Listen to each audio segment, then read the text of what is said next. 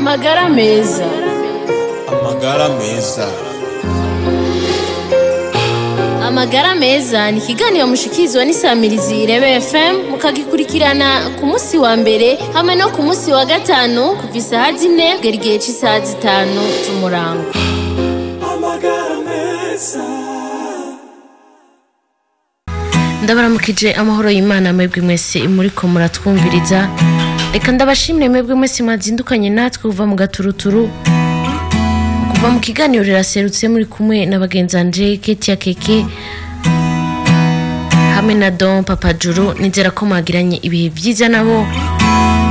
aho bari baramutse bafise n'umushitsi. Ndizera ntankeka yuko umwagize ibihe byiza.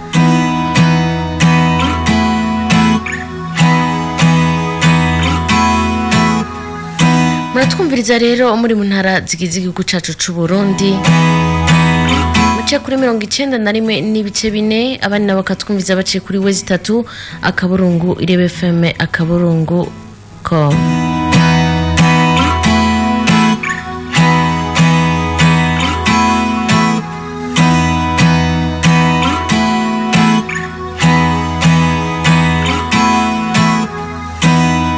Tugeze igihe cy'isaha 4 zirenga ko iminota 5 ko musanzwe bimenyereye n'umwanya w'ikiganiro amagara meza. Tuganira naco mu kironka ku munsi wa mbere hamwe no ku munsi wa gatanu kuva igihe cy'isaha 4 kugera igihe cy'isaha 5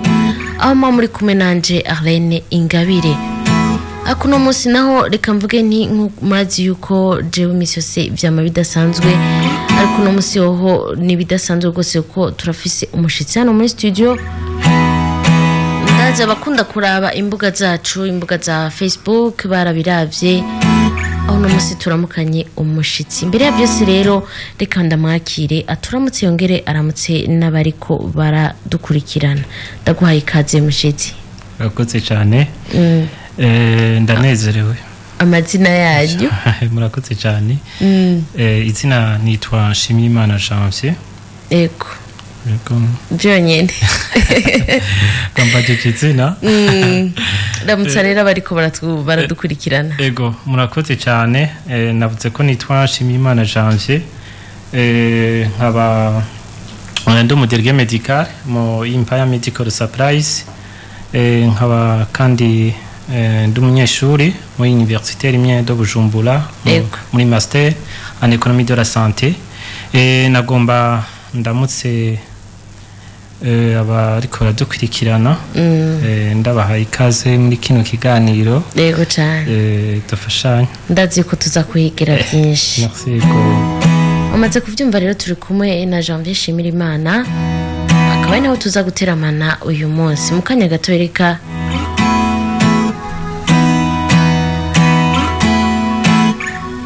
tuganira rero ivyo twabateguri aize adufundururire agaseke yaduteguriye.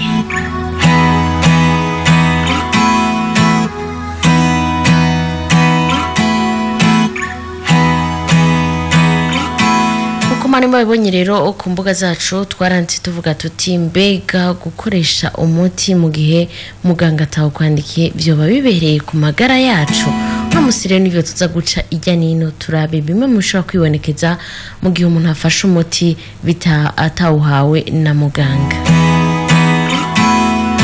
Reka racingira ko nk'umugi w'igisahira cempera ngaho nyene. Mbega muganga mu gihe umuntu afashe umuti umuganga atamandikiye byoba ari byiza ku buzima bwacu? Murakoze cyane. Nashaka kuduza kajwi. Murakoze cyane. Igihe umuntu afashe umuti atawandikiwe na muganga, ego ku bwanje nuvuga ahanini si byiza cyane. Kuko birafise ingaruka mbi cyane ku mugara y'abantu ndetse no kuvuga no ku butunzi. Ego ahandi nuvuga birashika umuntu agafata umuti ego atawandikiwe na muganga, ego bivanye n'ukuntu yiyumva. Ariko nuvuga nti gufata umuti utawandikiwe na muganga ni bibi cyane ego mu bisanzwe nuvuga nti nogira ko nk'umujagisana nk'uko bivuze ego mu gufata umuti bon donc gufata umuti utawandikiwe na muganga bavyita automedication hari igihe rero automedication iba sans ordonnance donc iyo hatabaye prescription y'umuganga cyangwa un professionnel de la santé n'igihe ushobora kugira automedication avec office ordonnance donc ugafata umuti nkuko uko batabikwandikiye kandi usanzwe wanditse kuri ordonnance rero mpereye ku cyambere iyo ufashe umuti utawandikiye kwa muganga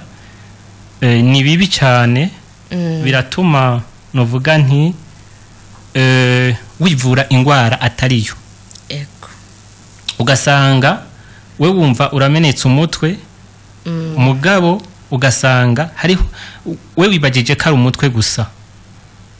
ariko ugasanga hariho izindi ngwara ni kimenyetso c'indi ngwara hariho usanga kuko ingwara irafise ibimenyetso byinshi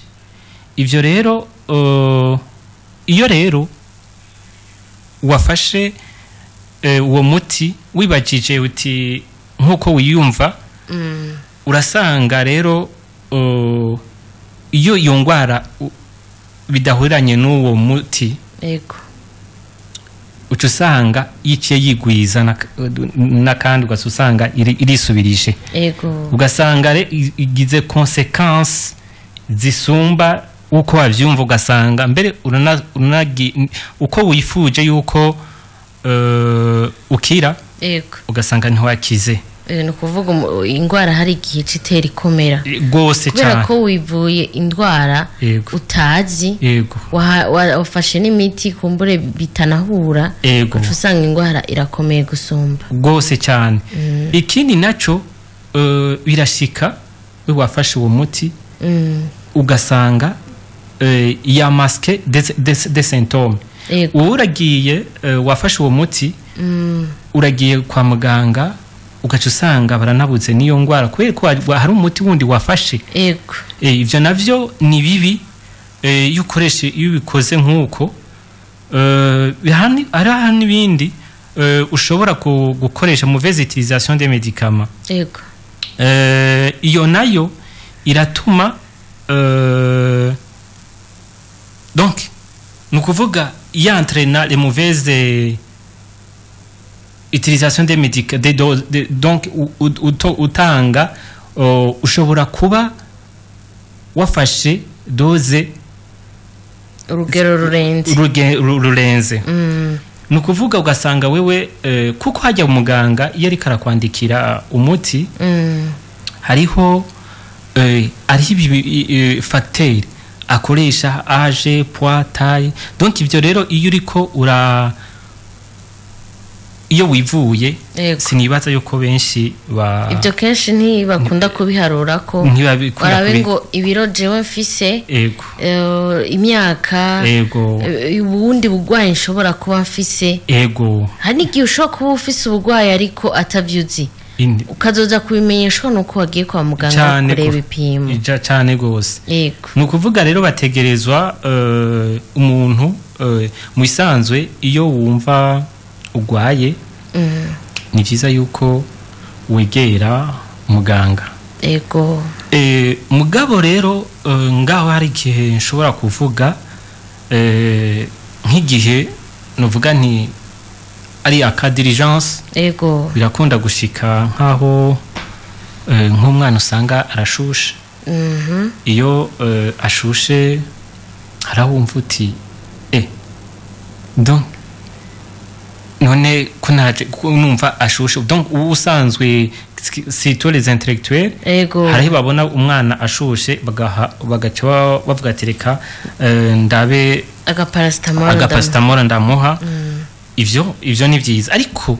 nibagumaho baca bandanya kwa muganga mugihe naho udidaniwe ndetse numva ko umuntu yoca atera atanga ubudidani upfa muri abo muganga ubaza yego naho bitemewe yuko muganga wivuriza kuri telefone nibaza kumubaza ati mbega paracetamol umwana canke jewe mfate gute nibaza ko ngatacu byo bitwaye oya musanzwe ntacyo bya bitwaye iyo musanzwe barabidusaba iyo ufise ikibazo baza muganga canke mu professionnel de la santé mu pharmacien araheza akakubwira ukuntu ufata yego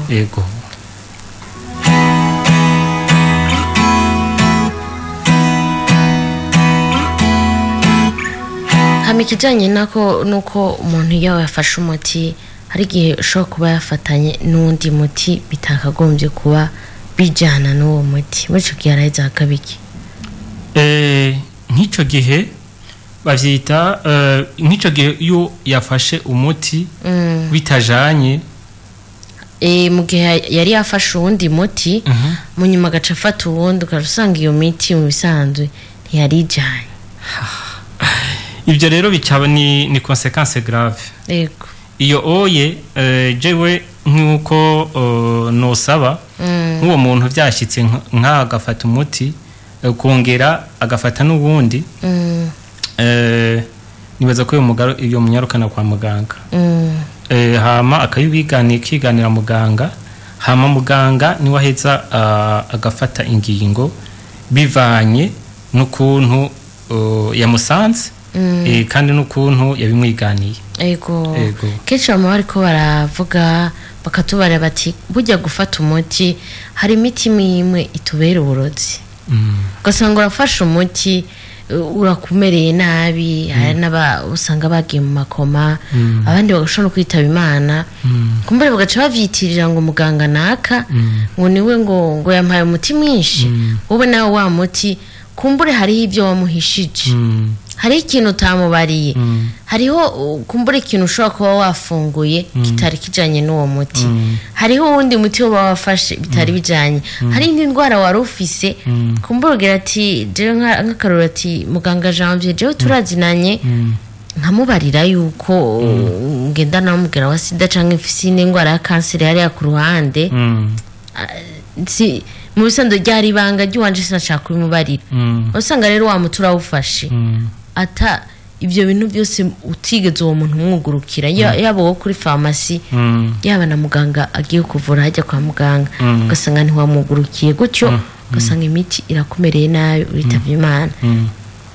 amakosa acagaruka kandi ku baganga cavuga ngo bajya abaganga bavura nabi bajya abaganga nta muti batanga kandi urumva ko muri make uwo muntu ni waba yatangiye kuvyonona byose kuva mu ntango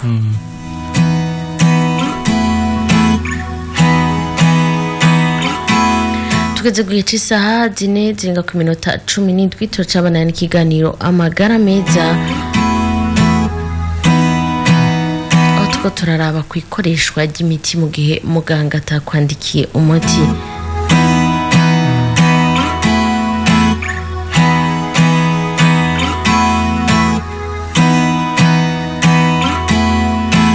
turako turaca ku masonga zimwe mu ngaruka mbi zishobora kwibonekeza mu gihe umuntu yafashe umuti atawandikiwe na muganga rero ubu naho ndashaka yuko tubyinjira ibwina ndashaka ko tubitsimbataraho cyane kugira ngo n'uri ko aratwumviriza nawe nyine agira icyo atahana avuga ati jewe burya ari ibintu je ntivuza ko vyonshikira mu buzima bwanje kubera ko nisamaye ko kubera ko nafashe umuti utari uko bitategerezwa rero n'izingaruka mbi zihora zibonekeza mu gihe umuntu afashe umuti atawandikiwe na muganga mbega hoba hari akarusho murakoze cyane iyo wafashe umuti utawandikiwe na muganga hari ingaruka mbi nyinshi cyane n'ukuri ubwa mbere na mbere uwo muti wowe bufashe nabivuze ubwa mbere na mbere kugira ngo bakwandikire umuti bakwandikira bivanye na leta yiwawe bivanye n'amafagiteri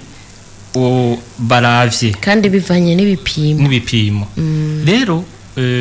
iyo ushoboye gufata uwo muti utawandikiwe na muganga ego biratuma iyo ngwara we wibaza ko wari wivuye yigarukiza gusumba ego ico ni cambere hama ikindi kigira kabiri iratuma novuga nti no mu buryo urashobora kuba naguze ati je ndasimbiye ngahaye kuri pharmacie kanaka reka nguru uyu muti ndumva ko ari wowe ushobora kunkitsa canke na urangiwe na naka naburangiwe na naka namvise yuko agwaye nkuko uye reka nanje simbire ngaho oye ego nawe uragiye urirutse urabuguze ugiye suppose yuko ubuguze n'amafaranga mbere menshi mugabo ugarutse urawufashe nta kintu na kimwe ukumariye ya mafaranga yawe apfuye ubusa uca ugenda uca usubira ukagenda kwa muganga yego kwa muganga kumbure hari igihe basanga wa muti warayishe n'ibindi bihimba donc nukuvuga kuko wawufashe utazi ukuntu wafashe ushobora kuba wagize siridosage warengeje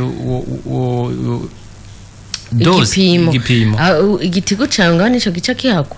hane gose ndaca kuyikubwira nitwabandanya ego ukuntu umuti aho umuti uja guca igihugu iyo twafashe umuti twawufashe nukuvuga rero biratuma rero uburyo au niveau économique bugabanuka kuko iyo wari kugenda nko kucumva ivyo bimenyetso wacu ugenda umuganga akakuvura kumbure n'ubwo buryo washusanga bunagabanutse hama ikindi naco novuga nti ingaruka mbi zavyo yego nuko ushobora no kwiteranya n'abantu birabishoboka novuga nti mu kibano yego urashobora kuvuga uti naka yarandangiye umuti yandangiye uburozi ugasanga ubwo kuko urumva we washobora kuba waranamukijije bishoboka kuba yaranamukijije kuko wasanga bihwanye cyangwa muganga niwe yari yawumwandikiye bivanye na leta yiwe uko ni yari ameze ugasanga rero nawe uragiye kuwugura mugabo nawe ntibihuye ugaca utangura gushwana ati burya naka yampaye ibintu bitari byo hari ibindi bintu warakunda kwibonekeza ugasanga umuntu yanyoye umuti kumbura yafashe umuti bitari bukwiriye akabira ivyuya umutima ukiruka ibyo byose ni bimwe bishobora kwibonekeza mu gihe umuntu yanyoye umuti atawandikiwe na muganga kumbure uba wafashe kutariko neza cyane mbere mbega no gupfa urashobora gupfa no gupfa iwe urashobora gupfa iyo wafashe umuti utawandikiwe na muganga wowe urashobora biragarukana hahandi nyene kuko ushobora kuba wihaye umuti wowe utategereza uwo mubiri wawe utategereza kwakira kandi bidahwanye n'aya mafagiteri nakubwiye igituma muganga yakwandikira araba ibipimo araba ingwara wowe ufise hari igihe usanga ari imiti nuko ibujijwe iyo ufise ingwara kanaka ibyo rero nabyo urumva urashobora no gupfa kandi ikindi naco mwomenya hariho n'abantu usanga bafise allergie ku muti kanaka ibyo rero ni consequence dikuma ivyo navyo bica bituma nk'uwo muntu afise allergie nk'akarorero ku muti urimo paracetamol no kuvuga umuti wose urimo paracetamol ntashobora kuwufata kumbura hari igihe ashobora gusanga uvanze na ibuprofene ntavyiteho ariko ca kintu kimutera allergie kirimo muri uwo muti gutyo kandi kenshi twama twabibonye imwe twita ama allergie ntivyama bigenda neza justement ntivyama bigenda neza vyama usanga umuntu ageze ahantu imwe twita mu rurimi rw'igifundi ariko novuga ubaganga cagira ngo agize amashock ugasanga ageze ahantu amererwa nabi cyane umubiri wiwe ukamererwa nabi ibihimba vyiwe bikamererwa nabi ivyo rero nibaza ko abantu bariko baratwumviriza yuko bo bishira ahantu hadata bagashira ku mutima bakavuga ati jewe mfashe umuti ntegezo gufata umuti ari uko muganga yandavye muganga twabonanye aransuzuma arantuma n'ibipimo hajya hariho n'indi miti usanga kugira ngo umuntu ashobore kuyifata ugasanga muganga akamandikirana n'undi bijanye bivanye n'uko uwo muti kumbure ufise metu itama efe yawo agaca usanga guhananye n'undi muti uza guzimanganya yo maefe wowe nawe ntavyuzi cyane gose ikindi kintu ahubwo numva novuga ari ukuntu usanga twebwe twamaze kumenyera yuko ugwaye uca wandika muri Google ngoma ndabe ukuntu ngwaye ngoma ndabe ukuntu ngwaye usanga muganga niyo yokwandikira imiti ivuye he wowe wamaze kubona kuri Google jewe ngwaye iki kandi kivugwa n'uyu muti gaje usanga wa muti ego wagiye kwivuza hari abantu ni muri bwa bundi buryo tuvuga ati hari abageja kubonana na muganga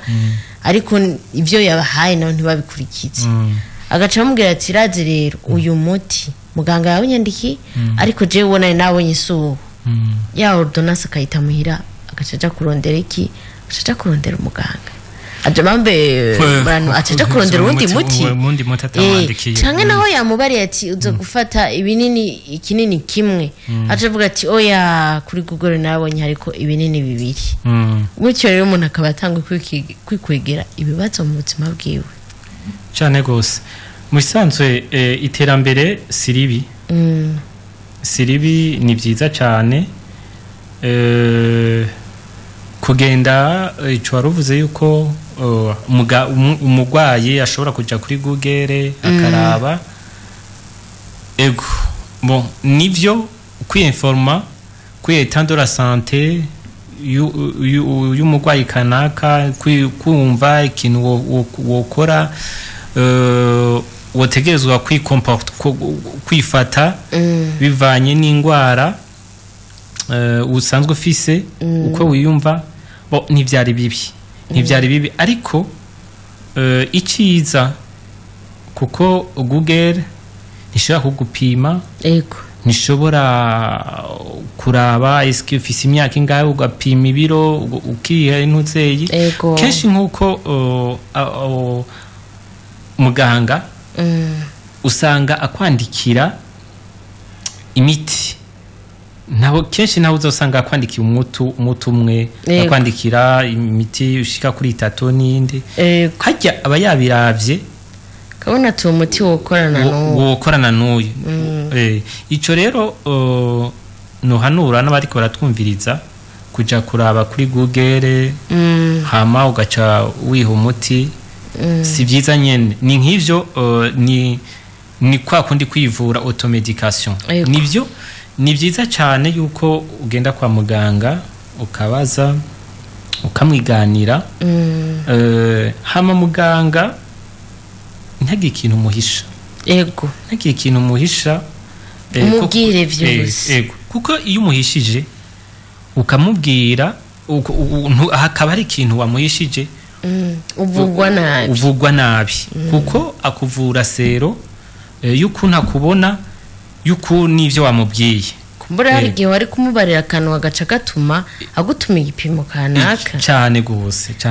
twebwe rero kenshi turagenda tuvuga tuti ko ngiye kwa muganga amafaranga ndabona ko adakwiye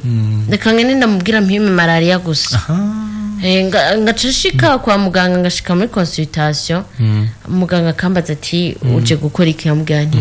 jewe muganga nje kwipimisha malaria kandi no kuvuga namaze gushiramo ivyo niyo yo kwandika urukurikirane rw'ibipimo nza gukoresha jewe nza gukoresha cya gipimo ca malaria cyonyine hari igihe n'umuntu acahitamo agavuga ati je ndavuye ngaha kuri ibi bitaro cyangwa kuri iri vuriro reka nje kubikoreshereza ahandi ariko ukuvuga wowe ico yavuye muhira yashize mu mutwe nico nyene aha rero abantu bako baratwumviriza ce tuhumvira ce tuvyumva cyane mu gihe muganga wewe wamugurukiye ukamubarira ukumerewe ivyo bipimo yagutumye ni kugira ngo barabe yuko nta zindi ndwara ufise kugira ngo bapime barabire hose kuko ibimenyetso bishobora kuba bisa bipimo umuntu ashobora kugira ibimenyetso nk'ivya malaria ugasanga nta malaria afise yifitiye grippe cyane gose ugasanga afise indi ndwara ivyo rero no kuvuga twebwe ivyo tuza twashize mu mutwe ngo ntegerezwa gupimisha malaria canke nk'akaroti jewe nje mu mpimire umukoyo nta bindi nkeneye kenshi uzurabe kwa muganga intambara nk'izo ziraba ugasanga umuganga ariko aramubwira ati none uje kunyigisha akazi uje kunyigisha ukuntu ndabikora hariho n'abashika bagatera bibandaniriza hariya mu mazu y'ipimiro muri laboratoire ati je nari nje nzanye ugasanga yitanye nk'agaflako nko muri pharmacie ndavuga ati je nje nzanye je mu mpimire nta kintu umva nta consultation ntaki nje mu mpimire ivyo bintu ngaho iwacu biruzuye cyane urakoze cyane jewe nosa nuko ntanga intererano ku mpande zibiri ku bagwayi n'abajya professionnels de la santé abajya ba pharmacien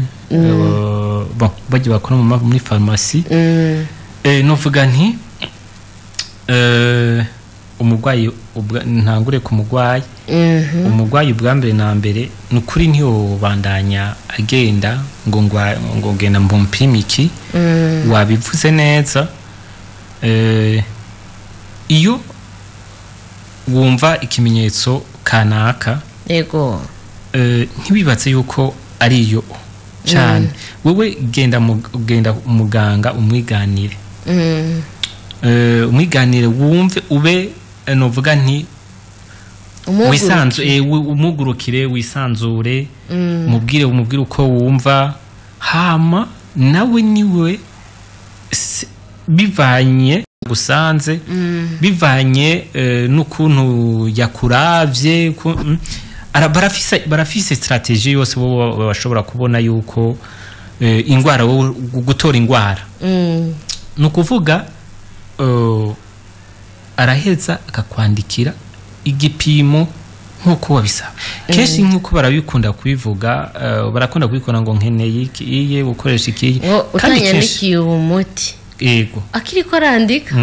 ngo utanditse umuti wa kabisa ibyo bo bireka kwa nta kintu wankoreye ibyo bo bireka kuko uri imbere ya muganga anaco wankoreye kuko navyo ku nkiyo mubwiye nkuko oye biravana kuko nabo n'abantu hari igihe usanga wabwiye uko none ndakwandikire abo wabona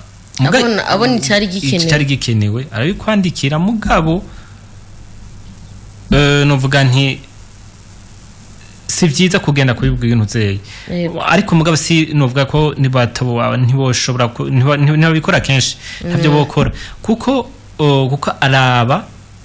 nawe kuko araheza akabibazwa igihe we wagize consequence bivanye akwandikira umuti bivanye n'inuzeye n'ukuntu yagusanze mu bihugu biteye imbere burya umuntu wamuvuye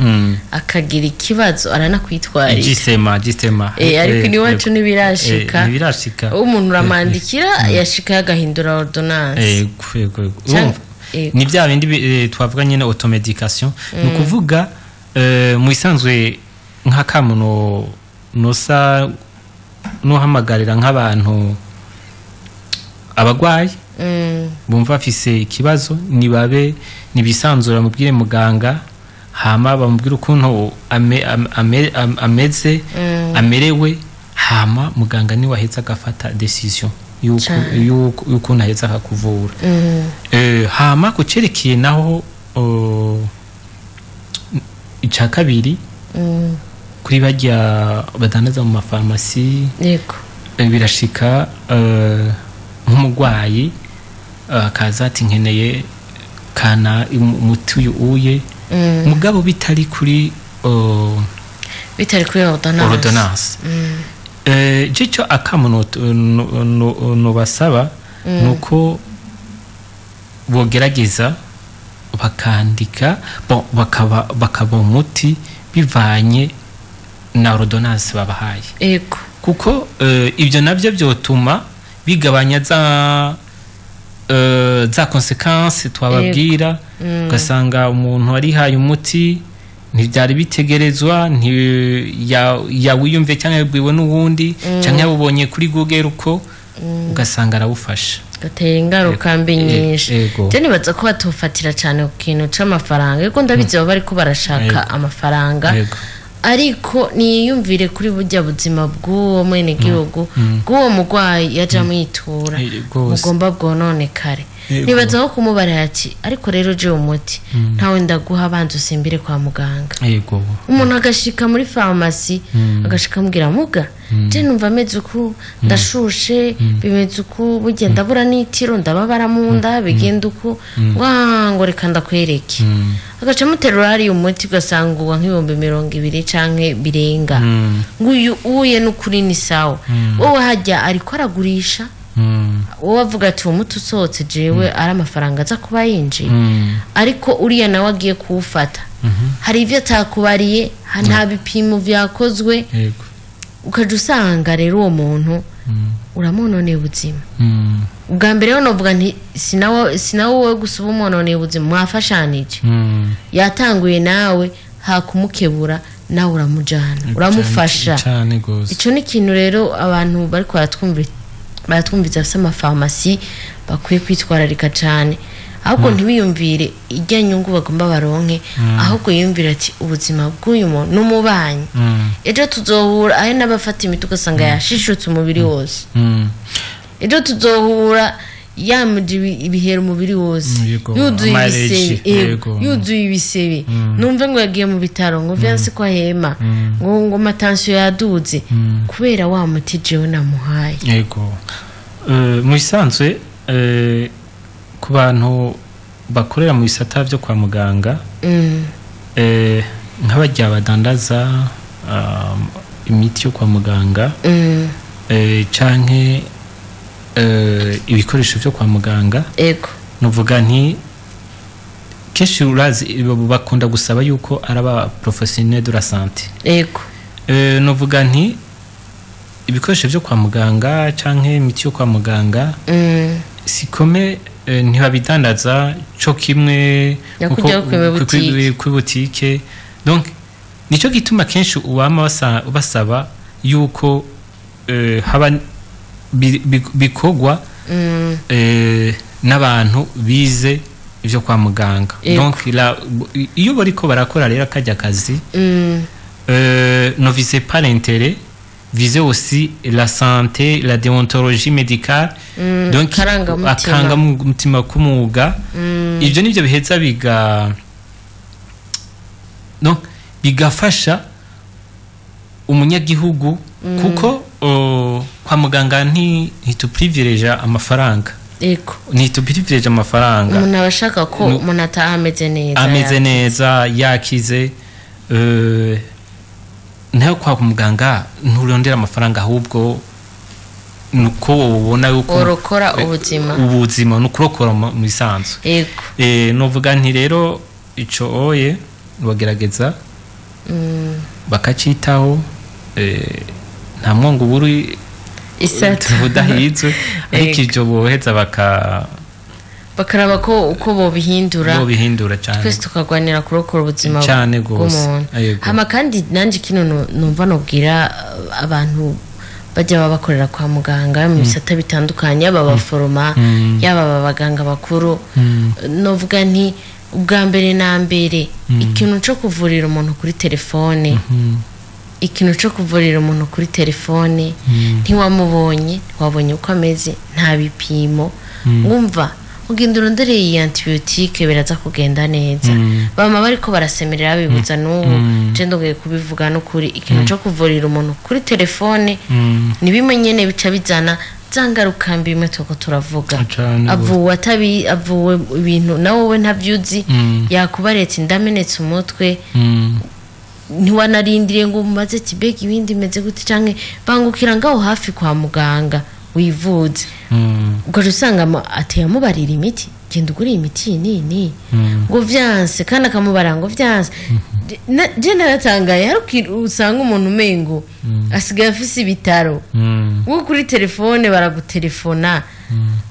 urumva no musi naho vyanse ego twavyutse uku ubu tumeze uku ego ko mumeze uko cugenda urondere n'uyu kamenga umuntu ari mu bitaro kuba baguhamagaye mubarira uti ukuntu numva umeze nyimba ushushe nyimba umenetse umutwe canke ikindi rekame urashobora kurondera agaparasitamoro canke kandi gati numva ko gufasha ubunyene ariko ni kugira ngo kagufashe uronke utuguvu two gushika kwa muganga Justement ego hama kandi dusana bariko batera baja ku musozi ariko nitwogenda tutaravye naho mbega iyo dufashe umuti hagiye twanyoye umuti urasohoka usohoka nk'imyanda kujya ku ibifungurwa bindi tuba twihereje murakoze cyane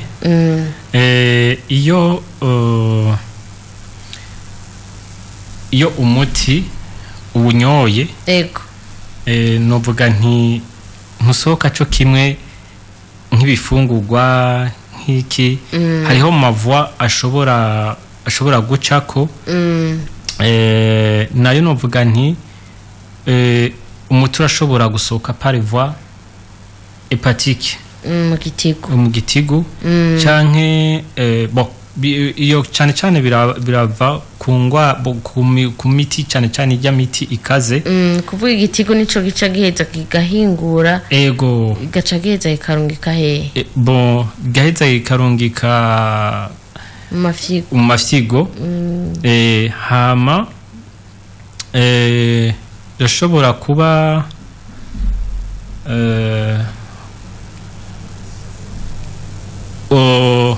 par voie rénale ego ikayirungikayo ni ukuvuga hariho n'izindi bivana cyane biciye mu mafyigo no kuvuga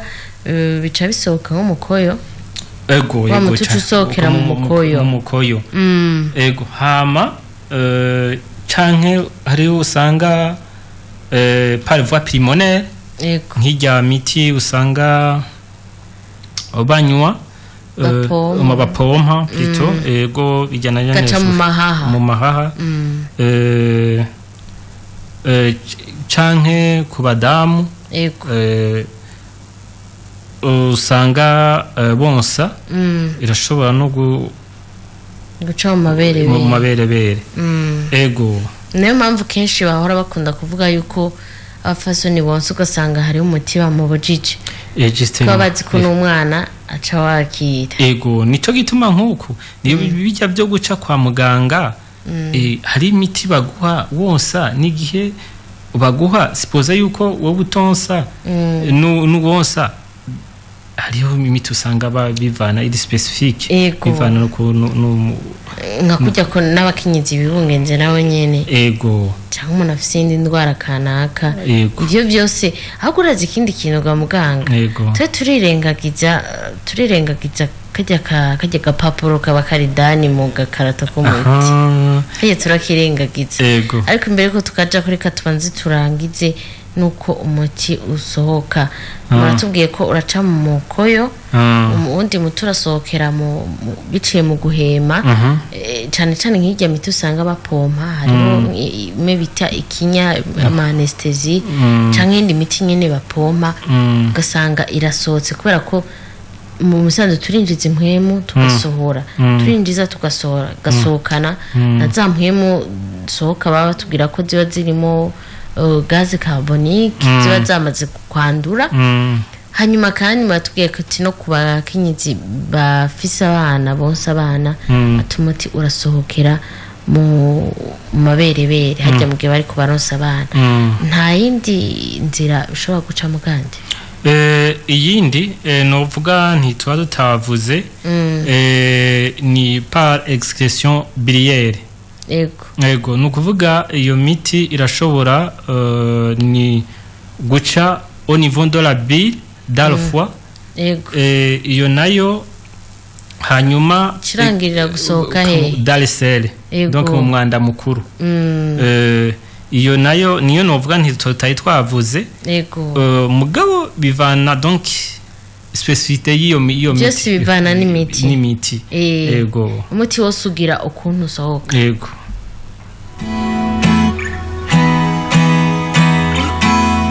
rero nayemeje kuvuga nti turirengagiza cyane dusa n'abari baraja mu mpanuro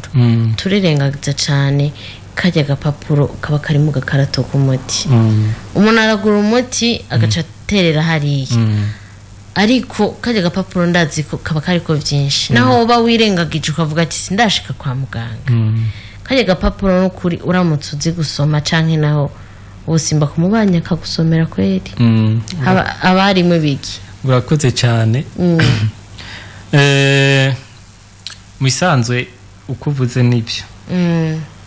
benshi kajya agapapuro ntibagasoma ariko kandi kajya kabara kumugwayi yego bo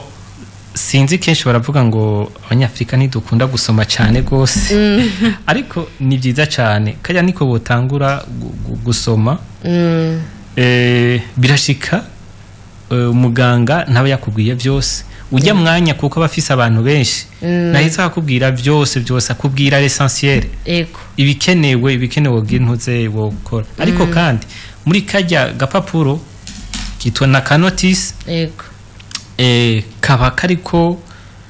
ukuntu umuti ufata ukuntu ibibujijwe kuri uwo muti n'ukuntu igihe uwo ufata urengeje ingaruka mbi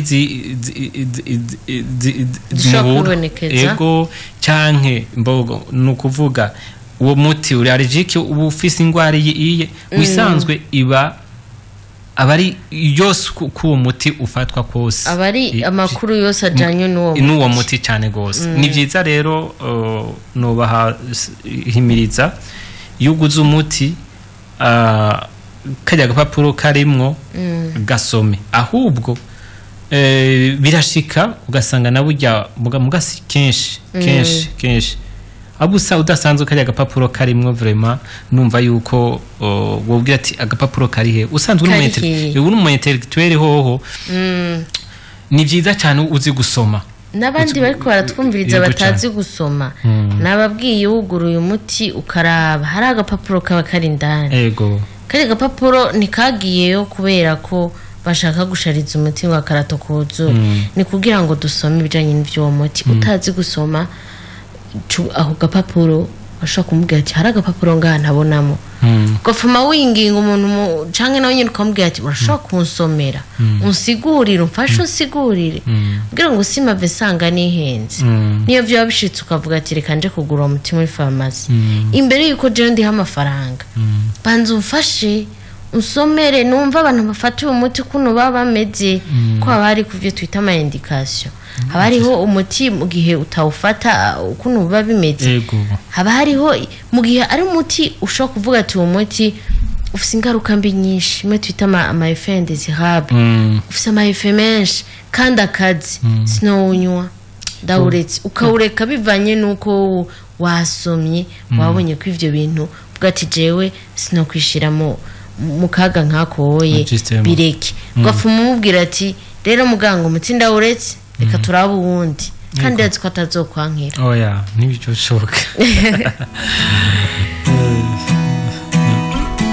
ukore saa 4:48 muganga gira akajambo kanyuma dutekere abariko baratwumviriza amace duheza turangize ikiganiro cacu murakoze nukuri akamo notera abariko baratwumviriza notanga nk'impanuro nukuri turasavye igihe cyose umugwayi yumva afise akagorane kanaka yirukire kwa muganga ego areke kwivura kuko twabibabwiye iyo wivuye usanga no kwiyicura sanga uri uriyahuye ego bivanye n'umuti wafashe nukuvuga irukire kwa muganga ugende muganga umwiganire ntihagire ikintu muhisha umubwire wumve uko umerewe ego nawe azoheza akuvure ego hama akamunotera bagiye badandaza muri pharmacie les professionnels de la santé nukuri nubatera akamo yuko ntibatwagwe n'amafaranga cyane ngo barondere ngo have